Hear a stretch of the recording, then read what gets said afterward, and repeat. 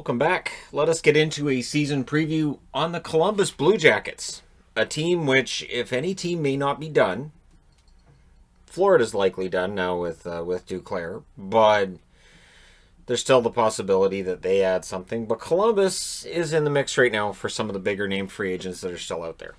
So Columbus may end up surprising some people in the end anyways, because they've been in the market to do that for years now.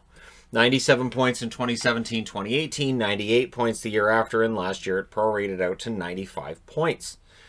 And the 2019-2020 season was a very successful one. Keep in mind, they lost all kinds of big names in 2019. And the expectation was they'd be at or near the bottom of their division. And then instead, they did pretty well. The Columbus Blue Jackets ended up knocking out the Toronto Maple Leafs in the play-in round and held their own against Tampa, but Tampa was virtually unstoppable this year. And so, no shame in that. Now, who have they lost? Well, they traded out Josh Anderson, of course. They traded out Ryan Murray's contract. Wenberg is gone. Nudavara is gone. And Shore. Shore's out as well. And a couple others as well that barely played, if at all, and Shore didn't play that much either. Now, in the hockey news, their power ranking, they have them at 15th. The sports forecaster had them finishing 6th in the Metro Division. I have them 3rd in the Central. And I honestly, maybe I'm a little bit more bullish on them than others, but I don't see any reason why they won't be able to stay at least as good as they were last year. And their record against the teams in this division, pretty solid. I could see Dallas falling back. I could see other teams in the division having a hard time with them. So when we look at the players that were too low in scoring, Emil Bemstrom is going to take that next step, I would think, this year. 56 games, 10 goals, 10 assists, 20 points. Max Domi, 71 games, 17 goals, 27 assists, 44 points. And Pierre-Luc Dubois, who is still an RFA at the time I'm recording this, but Columbus says they're going to get it done. 70 games, 18 goals, 31 assists, 49 points. The rookie to watch, to me, is Liam Foudy. A quick little Alakazam gets us the goals for and goals against. The goals for, this team recorded the past season 2.57, which was 27th. Definitely had scoring problems, and that's something they're going to have to rectify this year. And in all likelihood, it's going to be scoring by committee, much like it has been the last few years. Goals against, 2.61 per game, which was 3rd, and was a huge surprise. Big part of the reason they ended up performing better than expected. That goaltending that was going to be a problem, not a problem at all. Power plays, 16.40, 27th overall. Penalty kill, 81.66%, 12th overall. So their power play matches their offense, makes some sense, and they need to get that together. They could use a bounce-back season from Atkinson, healthy Bjorkstrand, and who doesn't want a healthy Bjorkstrand these days?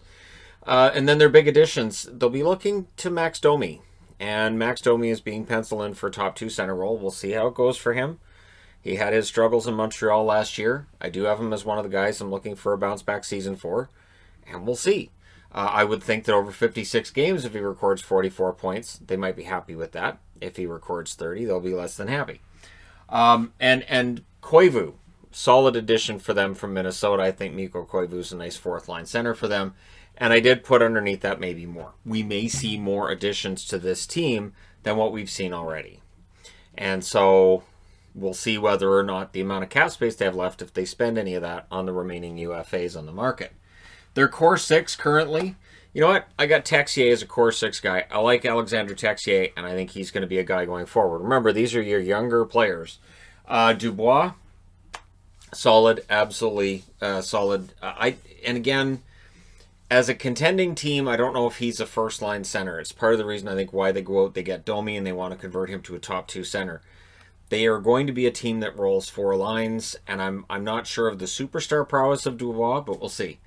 Liam Foudy, of course, I see as like a future core guy. You can also mention Bjorkstrand. You can mention whoever you'd like. I just like to tend towards the younger guys to say, hey, here's the future. Jones and Werenski on the blue line are, of course, your core blue liners, and they are a huge part of the reason why Columbus stays in contention. The interesting thing with Seth Jones is there are those on the internet say he's a really bad defenseman. Sports forecaster predicts he's going to win the Norris, and there you go. That's the divisive opinion on Seth Jones. I think he's a good defenseman. I think they've got an excellent coach who has faith in that defenseman, and I will trust that coach's opinion on that defenseman. And Merzlikins I put as the goaltender, but it could be Korpisalo. They're both 26 years of age. Honestly, Columbus, if they can get those guys to buy into the idea that it's a tandem, there is no true number one goaltender, they could have their goaltending spot figured out for the next 4 or 5 years, at least, minimum. Coach, of course, John Tortorella. I will say he's the best soundbite in the NHL. He's one of the more personable coaches in NHL history. And general manager Jarmo Kekalainen has done an excellent job as the first general manager in Columbus history to not just get this team to the playoffs, but keep them there. This was a team that didn't stay in contention, didn't stay in the playoffs, and he's done a very good job, especially considering the amount of guys who walked away from this team in 2019. For the team to arguably be just as good as they were the year before, while losing guys like Panarin and Duchesne, and you consider all of the futures they gave up for guys that they brought in, that they then lost in that offseason, it's remarkable how strongly they played. Glass half full, this is the best run of success that this team has had. So if you want to look at this from a glass half full point of view, and if you are a believer in this idea that teams need to lose a few times and stay in the mix, you have a better chance of winning the cup, then this is your team. And of course, defense and goaltending are going to be stalwarts of this team.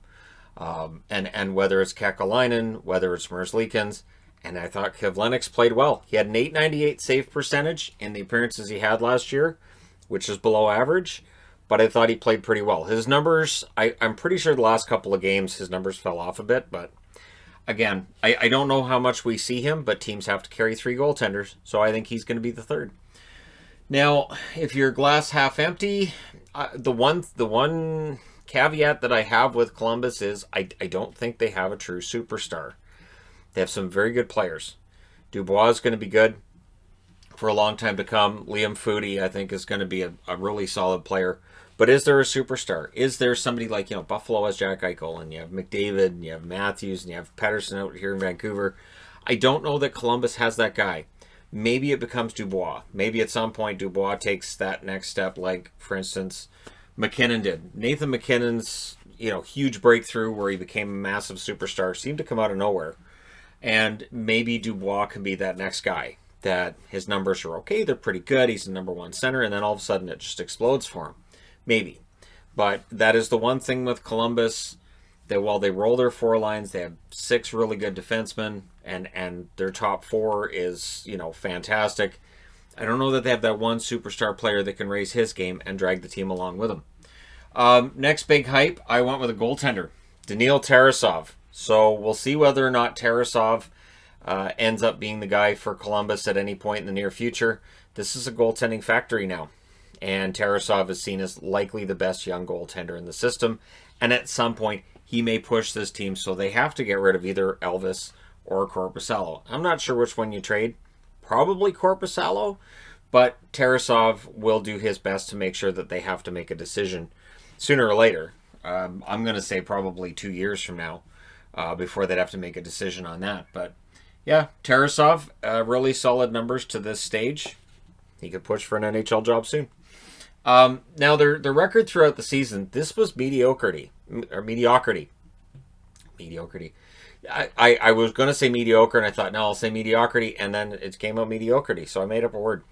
It is now a word. I've willed it into existence. October, they went 5-5-2. December, 6-6-2.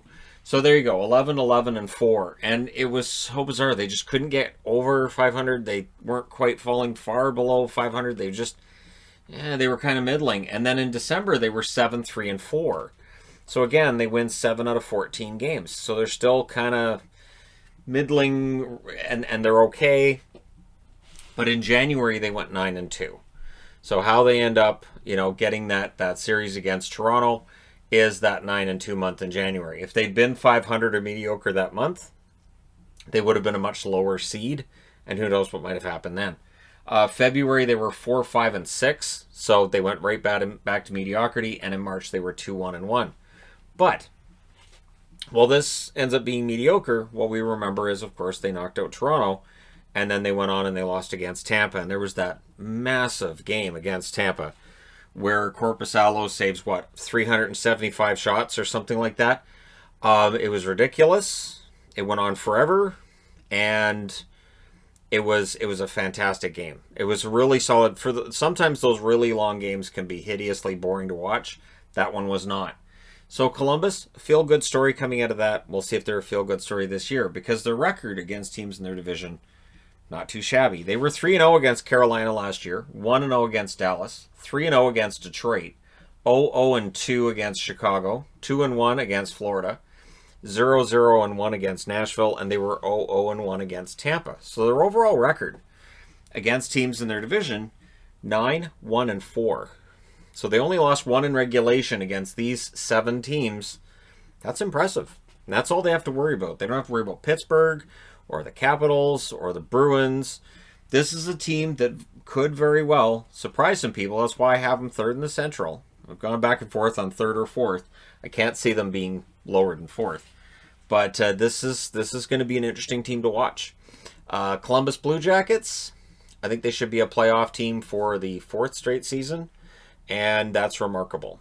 Columbus, a team that's been irrelevant throughout a lot of their existence, and not so much anymore. Nice to see. Nice to see them as a relevant team doing well. And it'll be interesting to see how they do this year. Let me know your thoughts in the comment section below regarding the Columbus Blue Jackets. And I do hope that they wear these with some pride and, I don't know, maybe keep them around. They're not too bad, honestly, for a 3rd. I think these would be kind of sharp. But hey, let me know your thoughts. Hit like and subscribe if you're browsing your way through. You just happened upon this video. Thank you guys so much for watching, for all your support. I will talk to you again soon.